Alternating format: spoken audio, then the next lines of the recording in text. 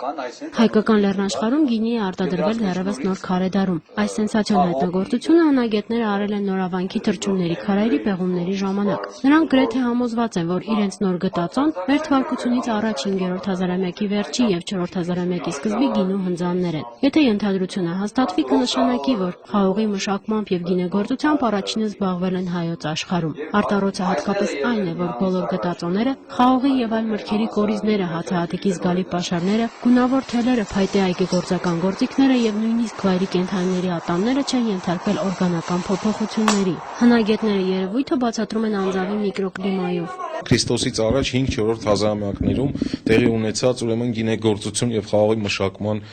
փաստն ենք արձանագրել։ Պրակտիկապես իրենից ներկայացնում է մի մեծ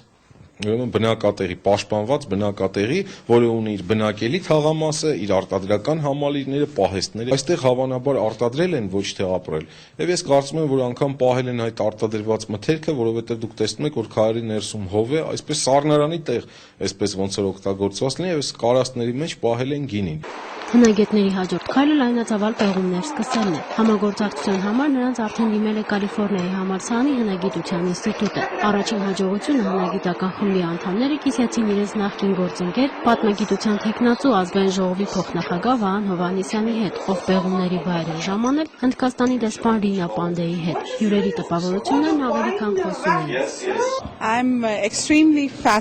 են։ Անչափ հիացած եմ տեսնելով պոլիէրիթյան և էնեոլիթյան ժամանակաշրջանի պեղումների վայրերը։ Կարծում եմ, որ էնեոլիթի ժամանակաշրջանի այս գտածոները կլրացնեն ձեր պատմության բաց էջերը, իսկ աշխարհը կտեղեկանա դրանց մասին։ Հիացած եմ տեսնելով այսքան առաջադեմ քաղաքակրթություն, որոնք հասել են մեզ 5-րդ հազարամյակից։ Հայաստանի և Հնդկաստանի մշակույթները մշտապես կապակցվել են միմյանց։ Այս մասին ես ասացի Վահան Հովհաննիսյանին, մատնանշելով նաև այն նմանությունը, որ կա հին Հայաստանի և հնդկական հարապա քաղաքակրթությունների միջև։ Կարծում եմ, բոլոր քաղաքակրթությունները թե նման են, թե տարբեր։ Վստահ եմ, որ ավելի հաճախ այս հրաշալի երկիր այցելելով անպայման կգտնեմ մեր ժողովուրդների միջև նորանոր նմանություններ։